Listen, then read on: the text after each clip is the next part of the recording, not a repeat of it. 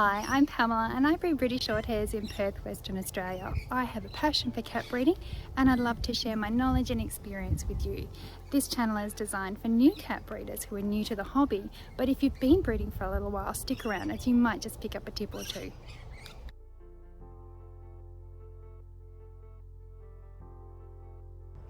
Today I'm going to give you a quick look at my outside pens. I've shown you my barn. If you have seen that on my channel, it's a Cattery tour of my big barn, which is our inside cattery. But this is where we keep our cats outside. So we mostly have stud boys out here, and I'll show you a little bit about how we keep them. Now today, I showed you my barn the other day, which was my inside cattery. Now I'm showing you my outside cattery, which is my cattery pens that I have outside on our block. We have a big block out here. It's got a lot of trees, beautiful trees there. And the cats are actually out here and they get quite a bit of shade from the gum trees, but they're not actually underneath the gum trees so that it's nice and safe for them. I was just out here doing my cleaning and I thought, oh, this is a really good beautiful weather, good chance to show you how I keep them out here because people have been asking me about my outside pens. So these pens are actually from a place called Somersby and you can see them there. Somersby is in New South Wales. We bought these probably about 7 years ago and had them sent over here to WA. They're a two-piece situation. We've got this is the extension run and then there at the back you can actually see there's the actual pen itself. These are chicken runs. So these were made for chickens, which is why they're sitting up on wooden bases because they were quite low. They actually now make cat runs. I think they probably saw what we had. They actually have our pens featured on their website, which is pretty cool. But they now make them for cats that are actually a lot taller. They actually also sit on the wood so that they're safer for snakes. We do get snakes in this area. So by having them up on these sleepers, they're nice and secure. They are on a concrete base. We have concrete pads and they've all got drainage in them as well, so that makes for easy cleaning. And they have a cabin at the back, and the cabin at the back is where they sleep, and their food is in there as well. And then they've got the front area to play with. We've got some shade cloth on the top here to keep all of the gum tree leaves out and try and keep them tidy. You can see we've put some string lights across them as well so they look nice at night time. In this pen I have 3 boys that live in here. You've got Ralphie and his 2 sons, Bobby and Gus. And just like the barn, I've got just stuff in here. I've got old chairs, there's an old dog kennel that they've really scratched and I keep thinking it's going to be needing throwing away soon, but they still love it. They've got plastic chairs, they've got some children's things, and they've got just different things to look at and do. I tend to add things, take things away. They've got some shelves, different chairs, catnip, lots of catnip next to them there that we often put in their pen. Well, put it in there every day pretty much for them to have. Ralphie loves to eat it. You can see there's 3 boys in here. They are all entire. There's 2 young boys and 1 very mature boy, and they will get on each other and sometimes Ralphie looks like he's just about to get on Gus now. But they live together really happily and will groom each other and they're quite happy living together. Over here I've got some girls. You can see them sitting up on the shelf there. And again they've got, you know, little kids' chairs, they've got an old dog kennel there and just stuff to keep them happy. In the back here, I'm not sure if you can see, there's some pipe. That's actually a misting system to keep them cool because it does get very hot here in summer. So we will take them inside to the barn when it's really, really hot. But in between times, they just have the misting system going as well. And they've got lots of birds and bandicoots and all sorts of interesting things to look at. I've got 2 boys living in here, living together. I've got a D6 boy and an entire boy in here. Now, the cabins. I refer to these as the poop cabins. These are wooden cabins that we made. Damien made these for me, they're amazing. I'm just going to go the other side to give you a better view. And they have the litter trays in them. And there's 2 lift up lids and we just lift them up and we can do the trays and then put the trays back in. Because having the trays in these pens, they're a little bit hard to get to because we had to put them in under here to keep them dry. And it was just a real pain. So now they're outside of the pens, it's really easy. Wallace is drinking from his little drinking station there. Good boy, Wallace. And you can see there's all these hoses connected here, and on this side is Vinny's, Quimby's drinking station. So they have a drinking station, and you can just tip that over and clean it out quite easily, and the water drains into the drain hole. And then when we need to fill them up, we just tip them all out, and then we just turn it on and it fills them all up automatically. That might seem a little bit lazy, but at the same time, any time that you can save doing cleaning and stuff with your cats is more time that you can spend giving them love. And you can also see over here there's a dustpan and broom, and the dustpan and broom, I have one of them in every single pen. There's one here in Quimby's pen as well.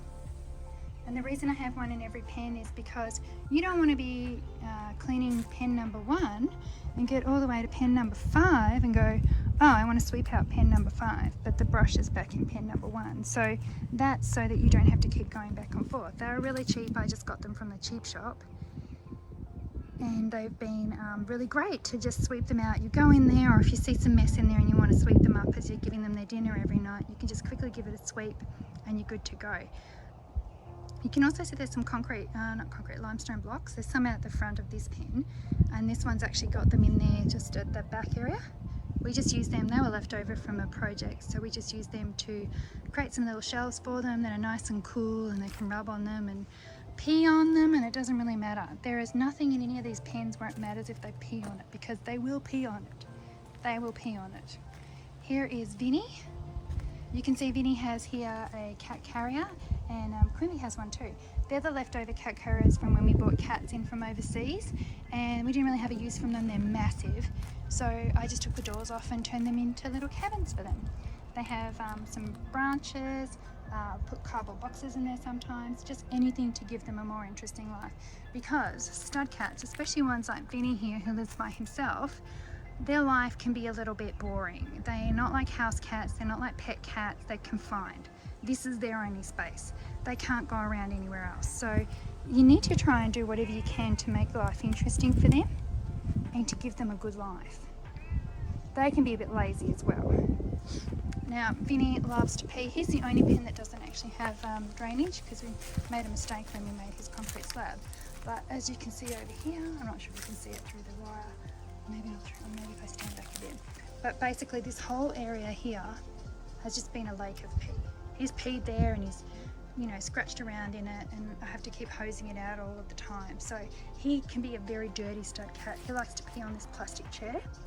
Plastic chairs are great because they can pee on them and you can wash them down quite easily. So there's a lot of washing down of plastic stuff.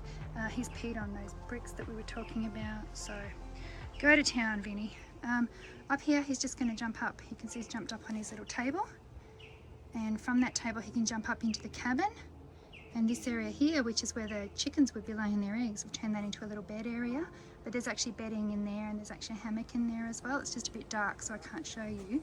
His food's inside the cabin too, so he'll jump up and have his food in there, and he's got a couple of hammocks outside as well. You're a good boy. Okay, you're going to show off Vinny. And then over here, we've got like little kids' chairs, different things as well. But anything you can do to create an interesting life for them. And where I can, I have boys living together, but these guys also, you can see that they are quite close together.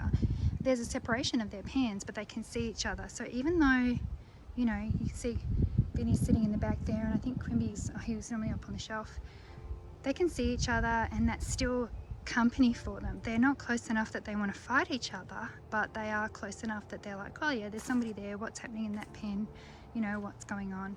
And from here they can actually see, not very well, but they can see into our house as well.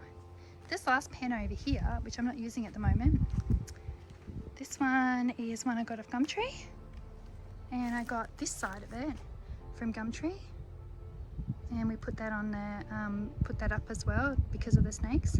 And then these parts here are the back ends of the extension runs from here. So these are actually an extension run that's got all sides. You could use that as a standalone cube. But once you take that back bit off, we turn those back pieces into this sort of separate section here and put a little tunnel. And this area, I'll put cats in here from the house or cats from the barn when they want to come outside. And I've also had I had a visiting boy, and he stayed out here in this pen, and the girls came to him here as well. So that was kind of cute. And there's always, you know, something happening. There's peacocks in the area, there's kids riding their bikes behind the area here. So there's always something going on for them to look at, but I try as hard as I can to give them some interesting, you know, an interesting life, because they're contained in these areas and that's all they've got. So stud cats have to be kept separately. You can't have them in the house with your girls because they'll just mate them and you won't know when they're, you know, you want to control the matings of your cats. You also want to control the damage they do to your house. Stud pee is horrible. Not only does it stink, it's actually going to cause, you know, it'll corrode things, damage things, and yeah, you just need to have a pen for them. So if there's one takeaway I could give you from this, is that when you have a, when it's time for you to get a boy, when you're getting a boy cat, never get a boy cat unless you know where you're going to put him. And always make sure that you've got a space for every boy you have. Now I have 3 boys here, and if for some reason, you can see Ralphie's just approaching his sons and trying to get on them to tell them that he's the boss, but they don't care. But if they had a fight and weren't getting along, I would need to house them separately, and I can do that. I've got enough space to do that. I just have to jiggle things around a little bit and I can do that. But you need to do that before you get your boy. You need to have his pen ready. When he's a kitten, you need to be constructing it. You need to be creating that area ready for him. They like to have their own space. They like to feel comfortable and confident and know that that's their zone. They need a space to have their girlfriends come to them as well.